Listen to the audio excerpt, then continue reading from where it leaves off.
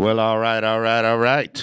We are here today. I am DJ Kelly Reverb, RSPS, and you are listening to, you've tuned into This Pink Cloud. Yeah, with the horn. Yes. We are a show that is on all about recovery, multiple pathways, whatever it takes, mental health, all that good stuff. So thanks for tuning in, and obviously hit subscribe if you can. Because Chad always gives me shit because I always like to plug and do it because I'll sometimes forget to ask people to subscribe during the show. Plug before content. Exactly, dude. That is my credo. Plug before content. Like and subscribe, not just subscribe. Like and subscribe and comment. Yeah, and share. And share. And all that stuff, yeah. So anyway, sitting in with me to my left today is the one, the only. You saw his exciting episode last week, and it was pretty cray-cray, dude. I'm out of there, dude. Yeah. Out of there. My brain is smoked. Yeah. So, but if you didn't get a chance to see that episode, go back last week. I mean, it's like top 10, or maybe even top 5, shit shows of all time. All time. Of where his life was and all that stuff. Oh, yeah, dude. It's insane, dude. And it's like, you think you were bad. No, yeah. Mr. Chad had it in lockdown. Olympic gold medalist for Team USA drug use. You know what I'm saying? And Max said last week, Max goes, you would have gotten that gold medal and immediately sold it. Immediately pawned it. Hey, but sitting across from me, we got Mr. Jeff Rigdon in from, who do you associate with? Would it be The Fix? Or are you putting on shades, dude?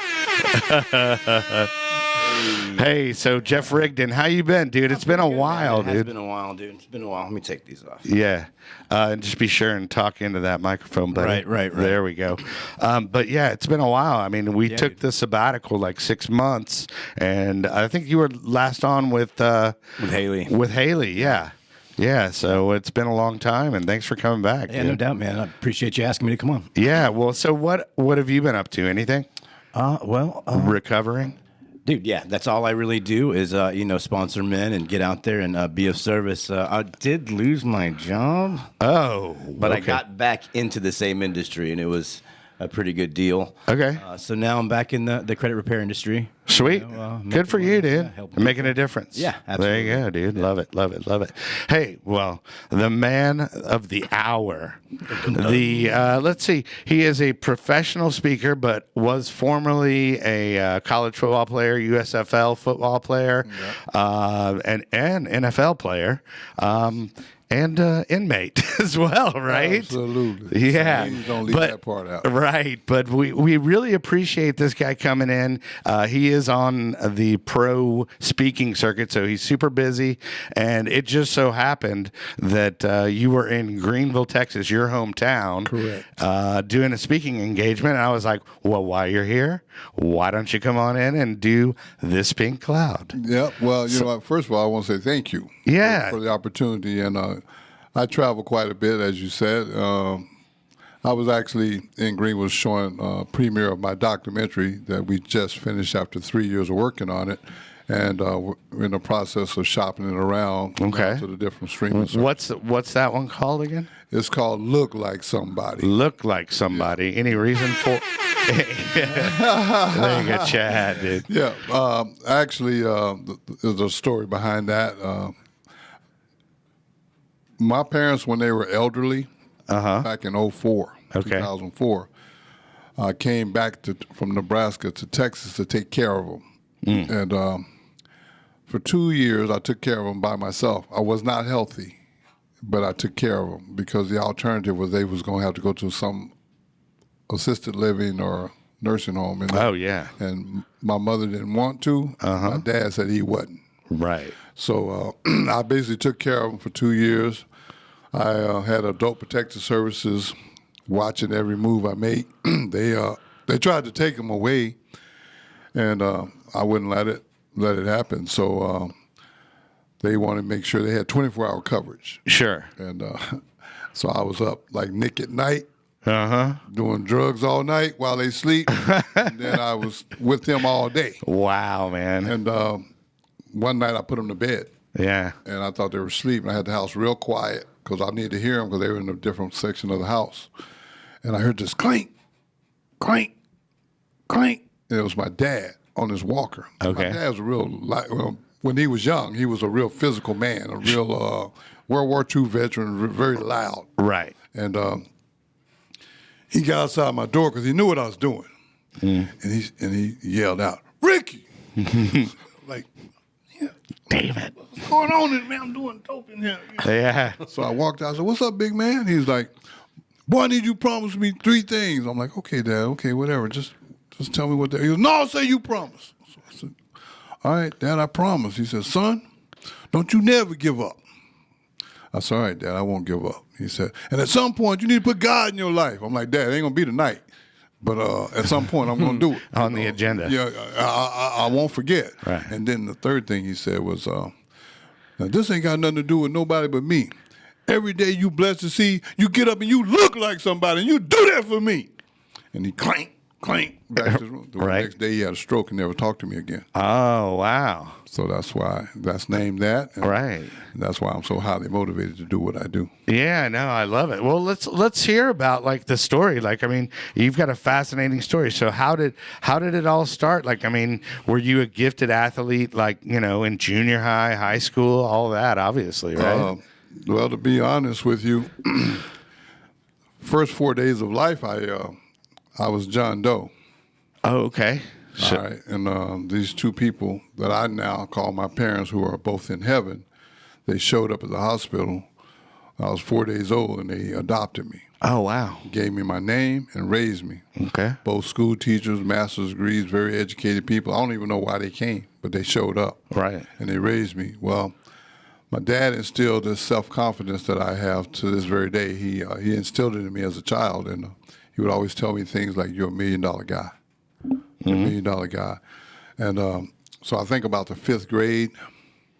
He approached me one day, and he goes, "I was a pretty good football player. Kind of like if you play football, and I'll get you all these little things you think you got to have." Shit, in the 5th grade, I've been looking at this bicycle for 2 weeks. Right. Didn't know I'd asked for it. Sure. So I went out for the little midget football team. Made the team, got the bike. Hate football, but it was a way to get what I wanted. You know what I mean? So Right. 7th, 8th grade, realized all females weren't bad. Yeah. Wanted a girlfriend, didn't have no game. Right. So I went out for the football team, made the team. My dad took me to the mall, got all the latest gear, adjusted my walk a little bit. A couple of girls thought I was cool, got a girlfriend, sweet. Right. Texas, you know, you can get a driver's license at 16. Yeah. Fucking no-brainer what I wanted. But, Oh, yeah. but I didn't know I'd ask for it, so I went out for the high school football team. And I made the team, and my dad stayed true to his word. Bought me a brand new car. Oh. And, man, at that point, I became a genius. Yeah. I became the smartest human being on the planet because you couldn't tell me nothing because I knew everything. Yeah. You know, and 16, got a car, dude, and got a car. probably several girlfriends, right? Well, I had one in particular I was real strong with, you know. Yeah. But you know, I'm human. But anyways, sure. I started smoking a little good at that time, you know, and I just thought I knew everything, man. And football was something that I just despised, but it was a gift from God. Yeah, that's crazy because like most people are like, oh, I love football. Football was my life. But you started off hating it and you just did it. You just did it to get things. Yeah, it was football was like drinking water. Right. Yeah. I mean, in my junior year, I was going to quit. But I knew I might lose my car. So I kept playing, but I developed a 5-thing pregame ritual. Okay. I smoked 2 Red Bud Colombian joints. I drank 1 Old English 800 malt liquor. I drank a half a bottle of Thunderbird wine. I drank a half a bottle of Robitussin DM cough syrup. I take 20 milligrams of Valium. There. I go play. What year was this? This was my junior year in high school, like 1977. So you were doing that lean before they even knew about it, dude. That's why I be tripping when people be talking. That's crazy, but that's crazy that you were doing Robitussin back then because nobody it wasn't popularized or anything like that. I was a genius. See, you were, dude. I figured all you this discovered stuff out. codeine, All man. this, man. And see, here was the catch. I don't remember nothing. I don't even remember my whole junior year because but apparently I started every game and did well. Did your parents have a clue or anything, or anybody around you have a clue that you were using? Dude. Yeah, you ain't gonna know nothing, right? Yeah, no, you were just good on the DL, keeping it. Yeah, you ain't gonna know nothing because I had all the little tricks. Okay, I invented the tricks that they're still using today. Right. Okay, so isn't there a trick called the Ricky? Well, it should be. But, it should be, right? I patented it anyway. Right. I use some of his tricks for sure. Yeah. Oh, okay. Well, it gets better. You're in a room full of tricksters. Yeah, well, it gets better. My senior year, they moved me. Well, junior year, they been playing defensive back. That's when I started doing all that because I didn't want to touch nobody. I didn't want nobody to touch me. So I just got blasted and went out there and played. And then my senior year, they moved me to running back. And the first play of my senior year, I kept the ritual. I don't even know why. I just kept it. And the first play, I got lit up. I lost a shoe. My helmet fell off. Elbow pad, lost one of them. Shoulder pad string broke. And this dude was standing over me. He's from a town about 50 miles away. I didn't even know this dude.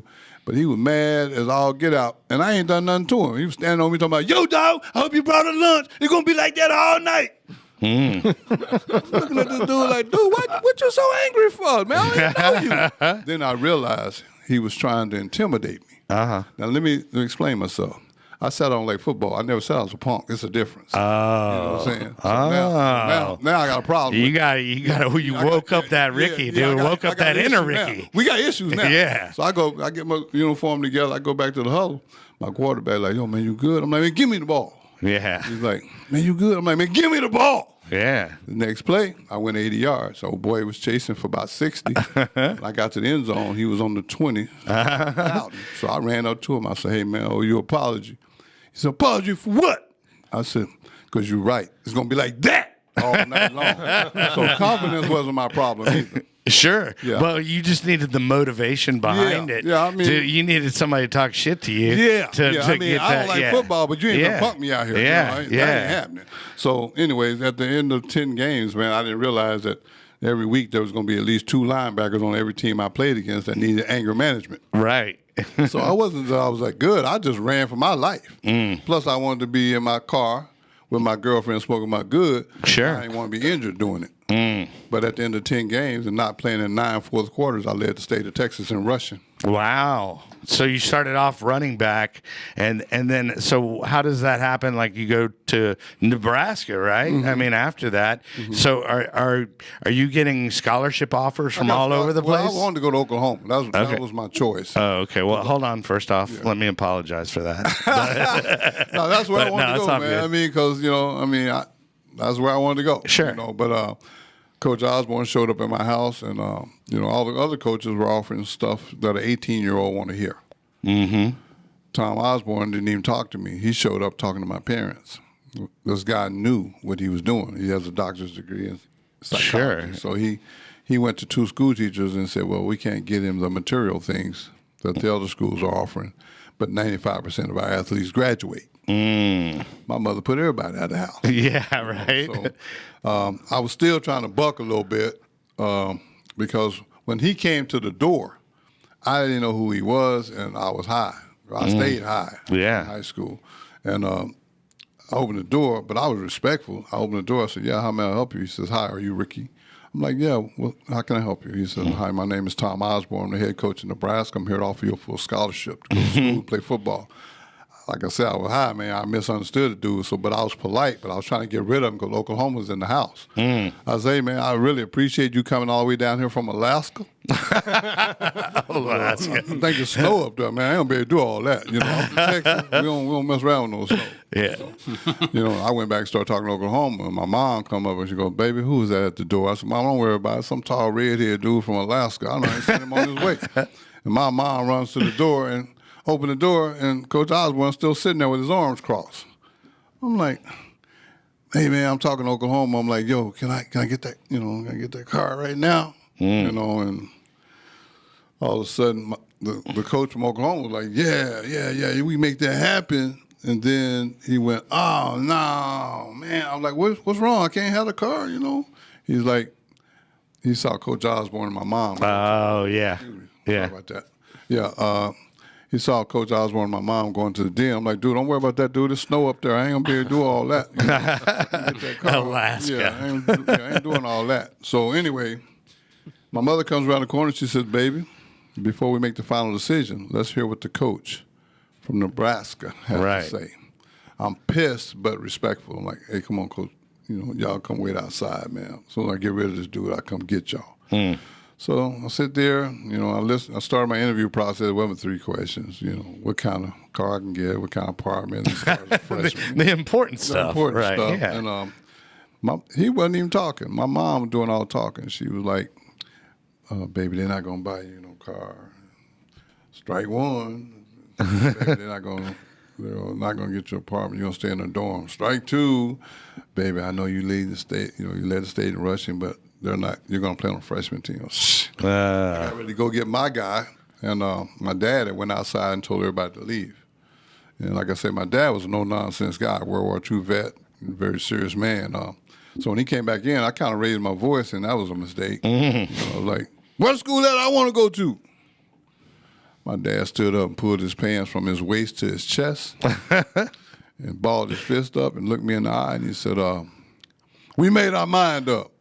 I tried to stir it up a little bit. I was like, "No, Dad, my mind went down the street." And he started walking toward me with his fist balled up. So I made a business decision. Started bagging up. a little self-preservation. Yeah, I bagged up. When I bagged up to the wall, took all the bass out of my voice and changed my whole demeanor. And I was like, "Dad, where are we going?" "We going to Nebraska." She go, "Big Red." That's great, man. I love that. So, and then I know I've read a little bit about your story, but Coach Osborne becomes a huge part in your life, right? To this very day. Yeah, to this very day. So yeah, let's hear a little bit about that. And it's kind of strange because, like, you know, I played for him, you know, and I was a starter. And my senior year was a team that they still talk about a lot to this very day because we were #1 team in the nation for 12 straight weeks. What year was that? 1983. So that 83 team. The 83 team. The Nebraska fans still talk about it. They still talk about it. Yeah. Because you know, we haven't had a lot of success lately. Sure. So, you know, so it's a big deal in Nebraska. But we were 12-0, #1 team in the nation, broke all kind of scoring records. They nicknamed us the Scoring Explosion. And were you a running back at that point, or a wide receiver? So yeah. how did that transition happen? Well, I went up to Nebraska as a wing back. Okay. And they had me blocking defensive ends and linebackers. I ain't about that life, you know. I'll pass, dude. I'll take blocking a cornerback. Yeah, but Coach Osborne was real slick about it, though. Yeah. I mean, that's one thing. He never told me I couldn't play running back, but what he did was he put me at running back in practice one day, and he called the play. The first time I touched the ball, just like high school, 80 yards. But the second time I touched the ball, he called the offense and the defense. And I ran up in the middle of the line, and I saw a linebacker, and I shook him, but I cut back into another one. And it was like I was in a car wreck. So after that, when I did get up, he was acting like he didn't see it. He was over there looking in the sky. Right.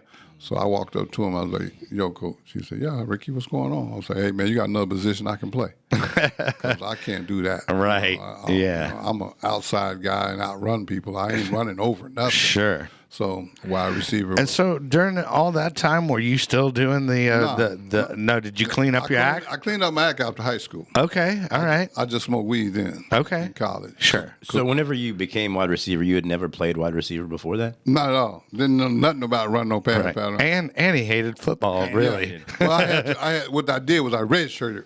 Yeah. Going into what would have been my junior year. I redshirted so that I could learn how to play receiver. Right. I didn't know nothing about run 15 yards and then cut cross here and then. You didn't know what a post was. Yeah, and I sure wasn't cool with jumping in front of safeties. Oh yeah. You know, because these dudes back here got anger issues too. You know, and they trying to hurt people. So I was like, man, I had to learn. But but then like I said, it was so cold up there.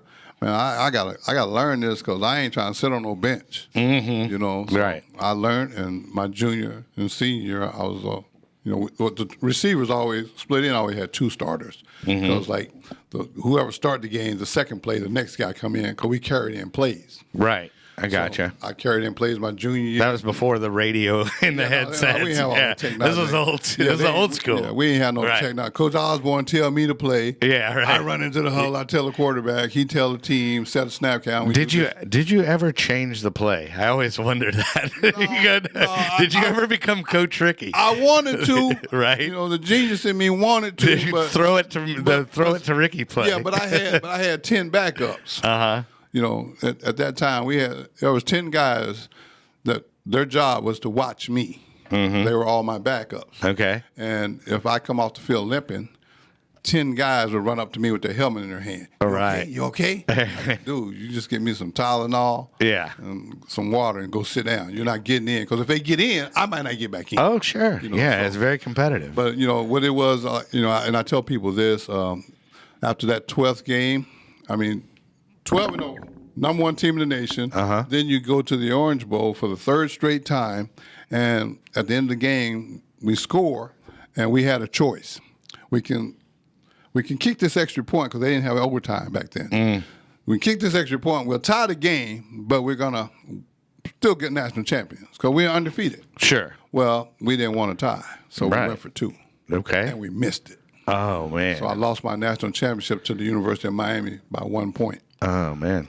And then, but one thing I will say about that is, after that, I went to the USFL for 2 years. Right. And that's USFL is Canada, right? No, USFL is. It's United States. Okay, yeah. They just played opposite the NFL. NFL played from July to January. Well, USFL played from January to June. So I played 10 straight months of football. Would USFL kind of almost be like a minor league kind of farm system, or no?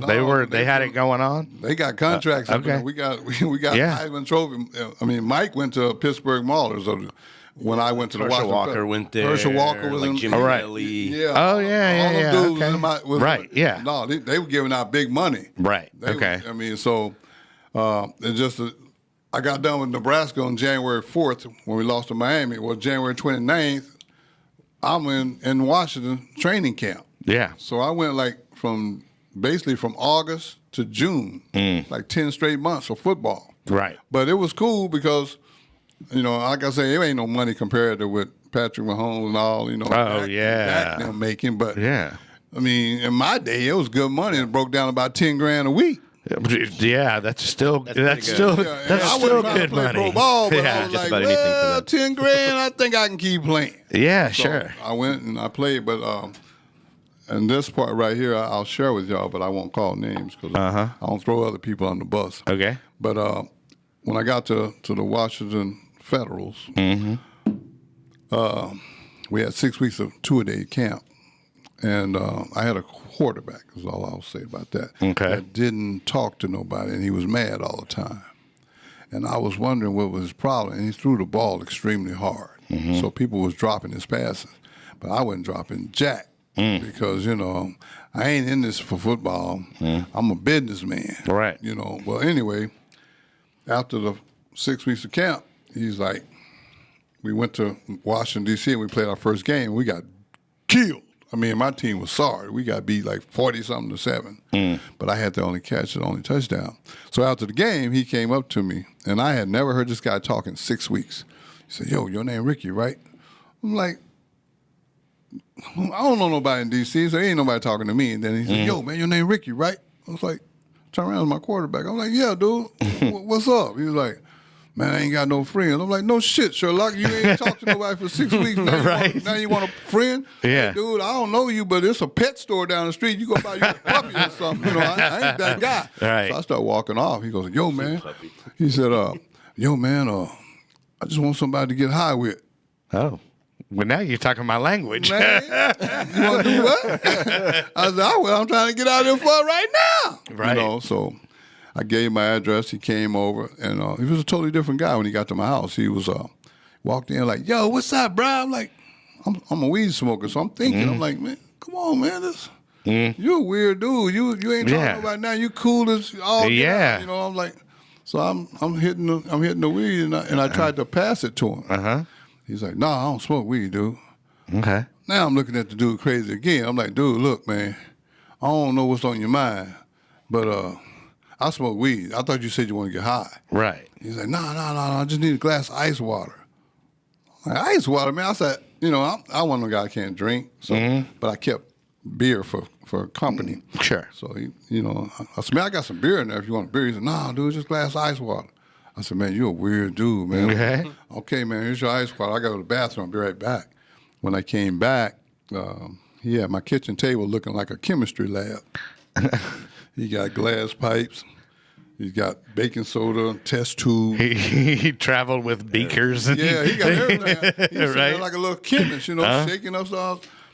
I'm like, yo, dog. And the funniest thing now that I look back on it, I hope this don't offend any of your listeners. And it won't. Don't worry about it. They're okay. I'm put it out there. Yeah. But he had 2 candles lit. And I took offense.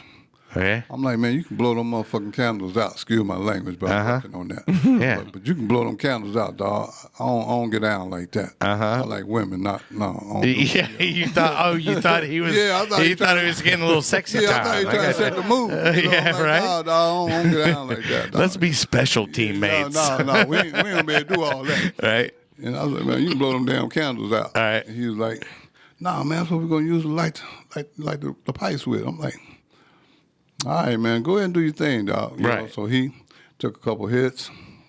He had 4 pipes. I will never forget it. 2 for him, 2 for me. Like, you hit this one first, then you hit the other one next. I'm like, okay, then.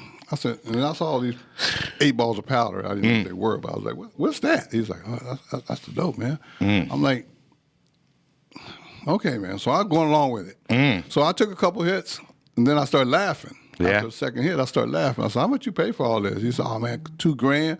I said, he robbed you, dude.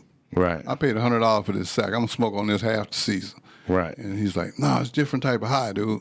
So I took a couple more hits. And I got that hit that addicts can relate to. I got that hit where you could hear a rat piss on cotton 2 blocks away. And your eyes get size silver dollars. Right. I was like, wow, what's this? He says, good, huh? I'm like, yeah. So I took a seat. I got hooked the very first night. Oh, wow. You had that moment where it was like it clicked with you. Yeah, and for the next 17 games, Yeah. I was You and the QB, dude. yeah, me and the QB. We were like Bud and Jeff. Y'all were like you could not get rid of me. y'all were like an overdrive. Right. And we lost all these games, so we sold our team. We went to Orlando, Florida. Did the quarterback go with you? Yeah. Okay. I mean, they sold the team. Oh, The yeah, whole team. yeah, yeah, Everybody yeah. went down there. So Gotcha. when we got to Orlando, he's the first person I see. So we started right back up again. Oh, gee. Went all the way through that season. Then after that season, the league folded because we tried to go head up with the NFL. Right. And they had all the TV rights. So I got picked up by Atlanta Falcons. Oh, okay. And when I got to Atlanta, man, I'm full-blown addict. I didn't even know it. Right. So I get to Atlanta, first day of practice, I'm looking at my teammates because I got this big contract, a lot of hype. I'm looking at all my teammates like, which one of y'all get hot? Because I don't know how to do this stuff. My boy always did it. Right, sure. But he was with another NFL team now, so I'm lost. Gotcha. But I went down to I'm an addict. So I went down to the wrong side of town. I found what I was looking for. Right. And I was doing drugs, man, like I think it was like a Wednesday night. Wednesday night? We was gonna play New Orleans Saints on Sunday. Okay. Well, I'm sitting there doing cocaine. Freebase is what we call it. Sure. Yeah. And I'm sitting there smoking. He's well aware of it too. Yeah, I'm sitting there smoking. Yeah, I'm sitting there smoking like a broke stove. Just smoking. And then cocaine convinced me. They start talking to me. Yeah. I said, yo, Rick, this football, man, this stuff, you don't really like it. And it's getting in the way of your smoking. That's right, man. You know what I'm saying? Man, every time we start smoking, you got to stop, go to practice, or go catch a plane. And go back. Man, look, man. I mean, it's harshing your game, dude.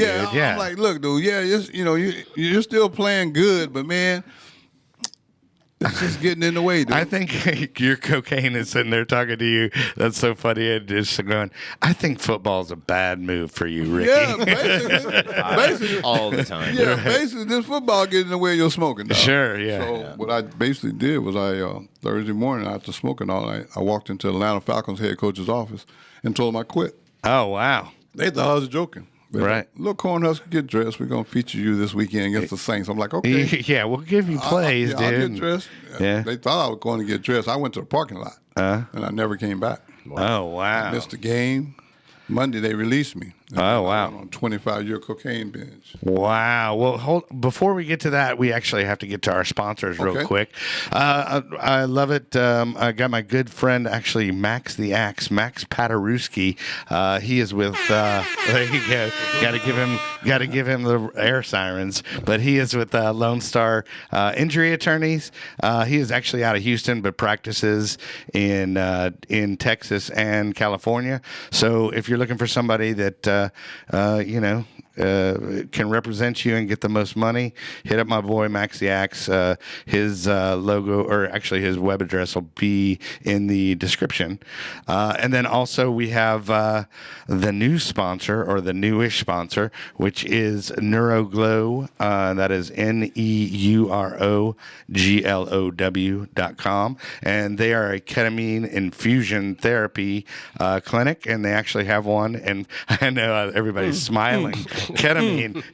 Well, ketamine is it was a street drug, but they're actually microdosing it now, and it actually helps with PTSD, trauma, and a lot of people that are treatment resistant. It's actually, they've seen a lot of good results in people quitting and all that stuff. So hit up neuroglow.com, and if you're treatment resistant or whatever, it might be the ticket for you. So it's a ticket, all right. Hey, speaking of the ticket, yeah. But let's go back to your story. So you just quit the Atlanta Falcons because cocaine tucked you into it. Yeah, cocaine convinced me that football was getting in the way of my using. So right. I quit the NFL to be a full-time drug addict. I basically went from the NFL to the penitentiary 4 times. I went to 10 drug treatment centers. I graduated 9 of them. The first 5 years of my addiction, I had a $1,000 a day cocaine habit. All right. And for the rest of the time, I was just doing as much as I could. But I was one of those guys that didn't have an on and off switch. I knew a lot of guys that they could do coke all night and then go to work. I couldn't do that. So it was like I was all in or all out, and so I was all in. And I had made my mind up right after I quit playing ball that I'm going to do cocaine until I die. I'm going to be a pro. Yeah, well, you're talking to a room full of guys that their off switch is broken. Yeah. So, I don't think they gave me one. Right. I just never could stop. Sure. And I think, the sad part for me was, most people dream of getting where I was at. Oh, yeah. A lot of athletes I'm speaking of in particular, and I never even wanted it. It just like fell in my lap because I could just do it. Yeah. It was like breathing, like I said, or drinking water. I could just do it. It came super easy to you. Yeah. Oh, man. And I was I learned, I know this is not going to make sense to nobody but an addict, but I learned how to do drugs the wrong way, if there is a such thing as a right or wrong. And what I mean by that is when you start off at $1,000 a day, that's how you get introduced to it. There's not I can't sit here and get high and watch and know y'all want to get high, and y'all ain't got no money or nothing. So I just sit here with my pile, and I just get, no, I give you some, give you some, give you some. I want everybody to get high, because I'm getting high. Yeah, little misery loves company. Yeah, so I'm just, I'm that guy, I'm like Santa Claus. Yeah, but it's 365 days a year. But I'm sure that probably attracted some really savory characters. Man, I had people stealing dope and helping me look for it all. Stealing dope and helping you look for it. I understand the concept now because, like I said, after 25 years, I went from where I went to where I went. So, I think the last time that I got high was like my dad had gave me that spiel and I was in 06. And when they died, I lost it. And I went on a serious 3-day. Well, I have a question. So, how were you without the NFL subsidizing this habit? How were you affording it? Well, the first 5 years, it was just off of my NFL money, or my pro football money, because the guy that introduced me, he wouldn't let me pay for it. He would just show up every day. That's why I didn't know nothing when I got to Atlanta. I didn't even know how to score because he'd just come over. All I had to do to score to me would mean open the door. Right. He'd walk in with it. And then after that, you got to understand, I got rich friends. You know, like my best friend at that time was Mike Rozier. He just won the Heisman. Mike signed a $3 million contract with the USFL at the same time I signed my contract. And then he left it when the league folded. When I went to Atlanta, he went to the Houston Oilers. Then he went on to Atlanta Falcons. So the point I'm trying to make is I just knew people with deep pockets. So I didn't never have to go that normal addict route. Right. Well, now were they cool with Ricky needs another 10 grand? The type of friends I had, they were like that. Because see, like say for example, Mike Rozier, you know, I knew him when he didn't have nothing. Coming out of a junior college, just coming to Nebraska. Right. So I mean, and he probably looked up to you. Well, no, we're just good friends. You know, it's like this dude was like, man, I accepted him when he had nothing. Sure. You know, and my other buddy, Irvin Fryer, the other receiver, he played 17 seasons in the NFL. Then Roger Craig won 3 Super Bowls with the 49ers. Yeah, right. I mean, I'm surrounded by dudes that I knew before they became who they are. Right. And so, and then my parents weren't broke. And they had unconditional love. Right. I mean, my dad owned half the neighborhood. I mean, he had like 10 rent houses. You know, I mean, I'd go collect rent. Yeah, sure. Dad, sorry, I didn't make it to the bank, but I collected it. But I told him. I mean, I would tell him. Yeah. Matter of fact, he gave me one of the rent houses to get high end. They had unconditional love. Wow. Enabling. Wow. Okay. You know, they died trying to get me focused. And so, you know, I mean, I just never had to go that route that most addicts go. Sure. And then I get when it. push came to shove at 3 a.m, if I ran out, I buy like a dealer. I don't purchase like a user. You know what I'm saying? So I'm buying these large quantities. So when I go to the door, I'm like, hey, look out, I ain't got it with me right now. I'm waiting on the banks. Oh, what you need, dude? What you need? Yeah, man, that red good. They give me whatever I want. Right. I take a couple ounces and then around about. And I was one of these. I was a functioning addict to a certain degree. Okay. Because I could be. I mean, I used to ride around and get high. And, I love automatic car washes. Those were my spots. Oh yeah, dude. Yeah, I can drive through there and take me a few hits, and then when I come out, my car is clean. I'm feeling good. I got plenty of dope. But I never really had to go through that, robbing and stealing stuff. Sure. 3 a.m, I run out. If I can't get it on credit, I go to the ATM. Right. But I kept going to jail. So you obviously had means or people surrounding you with money, but so then where does it get really bad for you? Like, I mean, obviously you go to prison, in and out of prison. Where does it go? Where does Ricky decide, hey man, maybe this isn't the way to go? It wasn't until 2009. Yeah. Okay. Yeah, 2009. I had lost my parents 3 years earlier. And I was sitting in prison in Nebraska, and I had picked up this board game, chess. I am the worst chess player alive. Okay. But I love to compete. Sure. I don't know what that's about. But anyway, I was playing chess with this dude, and he beat me for like 6 straight months. And so one day I messed around and won a game of chess. You'd have thought I hit the lottery or made parole. I was like, yes! Knew I was going to get you. I was like, where you from? He's like, dude, I'm from Omaha. I'm like, yeah, I'm from Texas, but I live in Lincoln, dude. When you get out and I get out, I'm going to get my chessboard and drive down Omaha and kick your butt again. He said, that will never happen. I said, well, set the pieces up. I'm going to go get some coffee out my cell. I'll be right back. When I went up to get the coffee, my cellie was in there, and he made this comment. He's like, yo, man, you know what that dude did that you play chess with every day? I'm like, dude, I ain't worried about what he did. I'm not doing his time. I'm doing my time. And so he threw this paper at me. And he goes, you may want to read about it. And he walked out of the cell. So I'm sitting there reading the paper and this picture of my chess partner and summarizing. He was doing coke one night with a female. and they ran out of dope, and he was too high to go get some more himself. So he gave her the money to go get some more, and she didn't come back. Well, the next day, he saw her and her teenage daughter walking down the street like 3 in the afternoon. He walked up behind them and poured gasoline on both of them. Set them on fire, killed them both. Wow.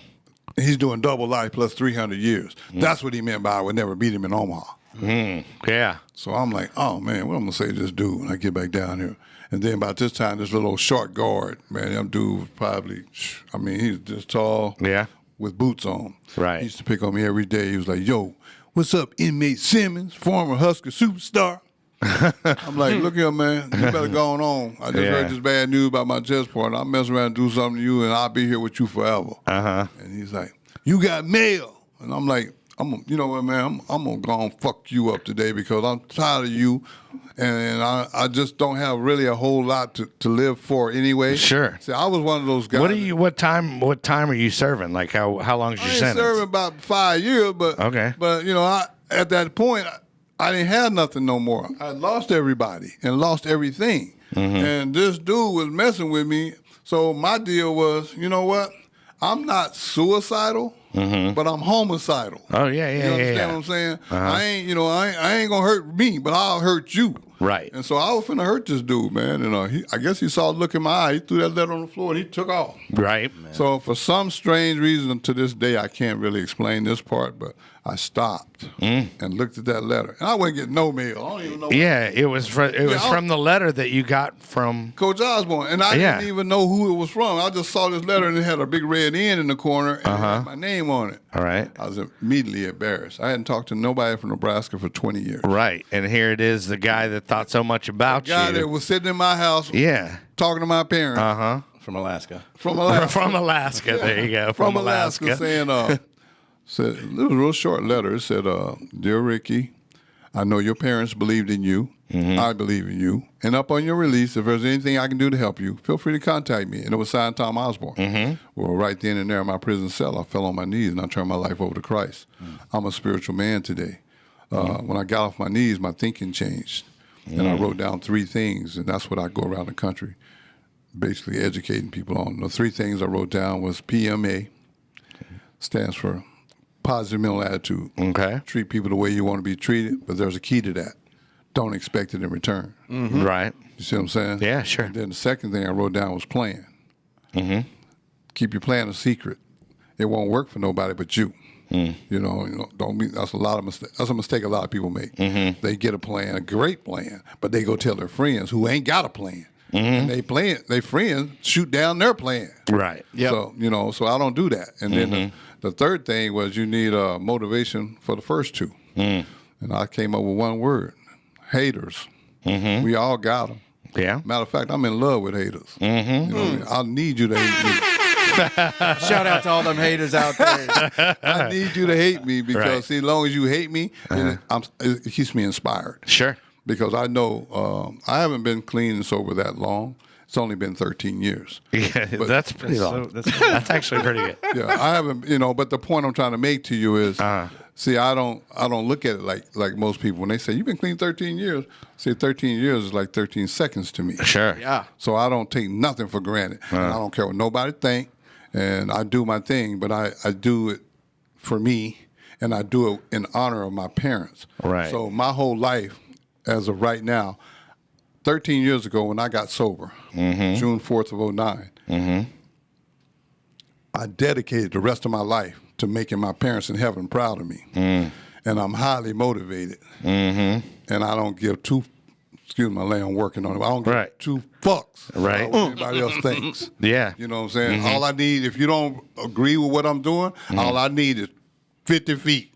Right. Give me 50 feet, I'm going to give you 100. Right. Leave me the fuck alone, and I'll do the same for you. Sure. And I hate to talk like that, but that's how serious I am. When I'm passionate, I'm serious. I speak my heart, And my thing is, after 13 years, I feel like I'm just getting started. Right. Well, you're going around. So, like, where do you go to next? Where's your next out of towner? I think I'm. So when I get back to Nebraska, hopefully Sunday. I just left Tulsa, came here, did this. I go back to. I only look at 1 month at a time. Right. I got you. I got you. So we're almost at the end of October, so you don't know November. I ain't looking at November until November 1st. Yeah, I think November. I think I do have. I did look at November 1st because I got one thing. I got you. When I get back, I do my show. Well, let's talk about. Okay, so you have a radio show you do on the Ticket. Yeah. So 3.7. So where can people tune in for that show? It's on Facebook. They stream it live. 93.7 The Ticket. They have their own Facebook channel, and they live stream all their shows. It's basically a sports talk show. But we got several former players in Nebraska that's on the station. And the owner, for 6 months, I kept avoiding doing the show because I thought he wanted me to talk sports.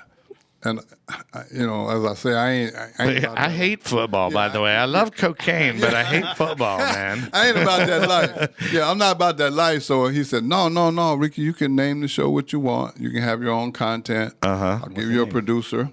So I named the show the Get You Happy On Hour. Yeah. Okay, I like that. Yeah, and I noticed that you have your shirt, so let's plug that. Like you have your Get Your Happy On, and you can get that at what? RickyCSimmons.com. Yeah, there's a tab on there for shop. Okay. What was that? One more time? RickyCSimmons.com.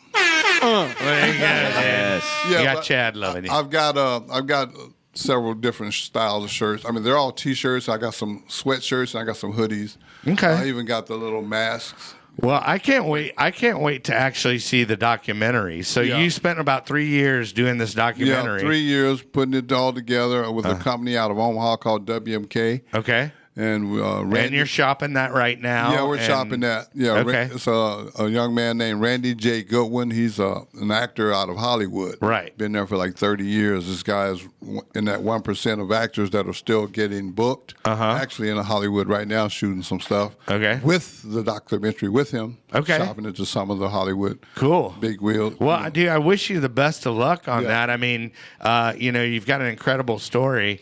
Oh, yeah. And, it's great to, learn a little bit more about you than just reading and hearing it from, the Ricky's mouth. Here's the thing, Kelly. Yeah. You got to understand. I'm busier than a one-legged man in a kick fight. Wow. But I stay busy with my one leg. I stay busy kicking and fighting. He actually has one leg. That's crazy you said that. Yeah, well, hold on. Yeah. But the reason why I say that is because I really, when you asked me to come do this, it really wasn't in my plan. Right. But I love what I do. Yeah. That's why I'm here. Well, I appreciate it. And it's like when I get up in the morning, I don't necessarily want to do it, but, I do it because to me, it's my little service to the universe. And if somebody listens to my dumb ass, maybe I can help them, I got to leave you with something, though. Yeah, let's hear it. I developed a habit in prison that I brought home with me. Chess? No, not chess. I still play chess, but I brought a routine home from prison. All right. This morning and every morning for 13 years, I wake up at 3 a.m. without an alarm clock. I turn my life over to Christ. I do a set of spiritual readings, and I drink coffee out of a prison mug. Okay. I like how that kind of keeps you grounded. Yeah, well, I mean, I ain't trying to brag or nothing. But I'm okay financially. Yeah. And I can afford a mug for sure. Yeah. Right. But I drink out of a prison mug because it reminds me of where I got it from. Yeah. No, man. I love the fact that you actually made time for us and everything. But I like to pass it around the room because I know Jeff maybe had a question for you. Or Chad, did y'all have a question? Y'all hit like everything. The only thing I had on here was The Explosion of Redemption. That's your book? I forgot that. Come on. I'm an author. I have 2 books. I have Explosion of Redemption. It's a book about my life. Broke it down. If someone purchased it, instead of chapters, I did quarters. Okay. So don't think I'm totally crazy, but that was the concept: first, second, third, fourth, and overtime. Okay. It's kind of like a summary of my life, outline of my life. Okay. And then I came up with a second book. It's called 365 Days of Redemption. It's like a daily motivational book. It's like day one can be tomorrow. So I can wake up tomorrow morning at 3 a.m. with my prison cup and read from your book. But here's you can do that. But the 365 days of redemption is actually just that. Tomorrow it's like day one. And it goes all the way through day 365. Okay. Yeah. And it's a journal style book. It gives you a positive quote, and then there's lines under it. Right. You can write what you're dealing with that day. Right. Then you go all the way through the year, and then this time next year, you go back to day one. Is it what would Ricky do book? No. It's just some encouragement. Yeah. No, I got you. Yeah. It's all about encouraging people. That's cool. Because that's what I enjoy doing. I like encouraging people. And then if people follow me on Facebook, they really going to trip because all I do is positive stuff. And every Friday, normally, sometimes I do it during the week just whenever it hits me, but I make these 1-minute videos. I play some old school music that I can understand. Sure. Nothing against the new music. I just don't understand it. Right. But I listen to stuff that I listen to, and then I give a positive message, and then I get my happy on. I be dancing, and I can't dance. That's the key to it. Right. Everybody laughing at it because he can't dance. I can't dance. But right. You know what? I think I'm dancing in my head. Yeah. And people are laughing. Right. And that's all mission accomplished. I love it, dude. Yeah. So just a little positive vibe every day. Vibe, man. And they can find that. You do that on Facebook. I do that on Facebook. Daily, make a fool of yourself on Facebook. Every now and then. I'm just kidding. Every now and then. I mean, but like I said, everything in mine is real basic. Everything's at Ricky C. Simmons, whether it's Facebook, Twitter, Instagram. And if they want to book you, get the book. Yeah. The book, you have to go to Barnes & Noble and Amazon. Okay. All right. Cool. Yeah.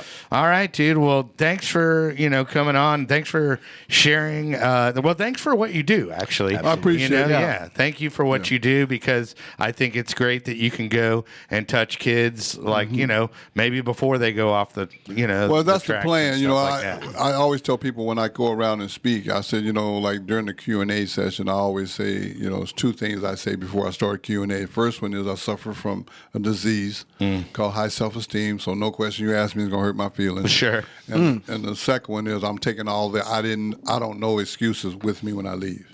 Okay, I like that. A lot of people, especially youth, when you say, "Man, why'd you do that? Why'd you vape? Why'd you do that?" And they, I don't know. Right. Well, I'm taking all that with me. So I'm going to find some new excuses. Sure. In the future. All right. So, and then any shout outs you have? Scott Ellison. Scott Ellison, yes. Yeah. Well, that's my buddy boy. Yeah. He introduced us. Yeah. So shout out, Scott. Give him a shout out. And anybody that's out there really trying to make a positive difference on society, especially the people that are in recovery, man, big shout out to you, because see, that's one thing about being in recovery. People ain't quick to give you no credit for that, but you go rob a bank, they're going to let you know about it. Right. Well, Ricky, thank you very much. I can't wait to see the documentary. Now I will keep you posted. I'm going to actively seek it out, and we'll get you clips of the show and everything. But once again, thanks for coming on. I think what you're doing is a good thing, and from what I can tell, you're a good human being. Well, I'm trying. Yeah, I got some flaws, but hey, that's all you can do. But right? drugs and alcohol ain't one of them. Yeah. I love it. Love it. Love it. That works. Well, hey, thanks for coming out, Jeff. Thanks for sitting in.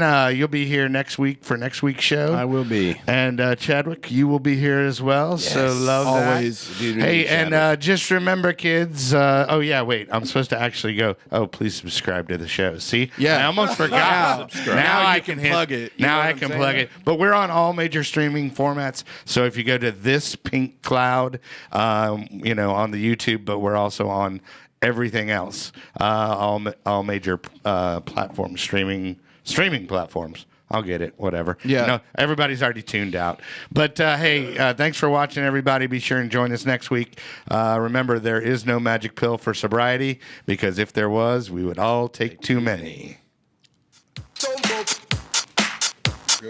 Hey man, can y'all edit out the folks and shit? There was no fuck-up. There wasn't any. Well, I mean, because I hit the mic and stuff.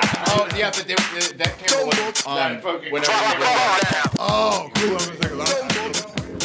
Yeah. So we're good. Here's the deal. Here's my other last part.